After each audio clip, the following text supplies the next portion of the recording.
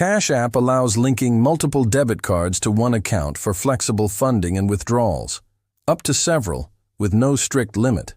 Only one can be the default for instant transfers, but you can switch or use others for specific transactions. This enhances convenience without needing multiple accounts. Ensure cards are in your name and active. Steps to add a debit card. Open the app. Launch Cash App on your iOS or Android device.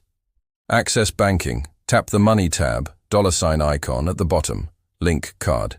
Scroll to linked banks. Tap link a bank account or plus add debit card. Enter details.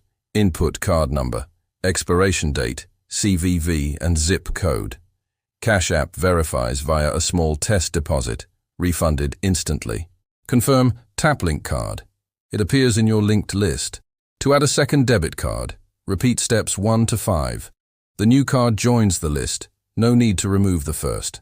To set as default, go to Linked Banks. Tap the card. Make default. Tips. Use for splitting payments or backups.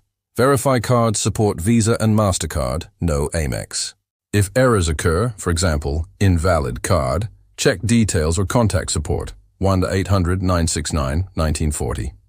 Security. Enable PIN or biometrics, monitor transactions in-app.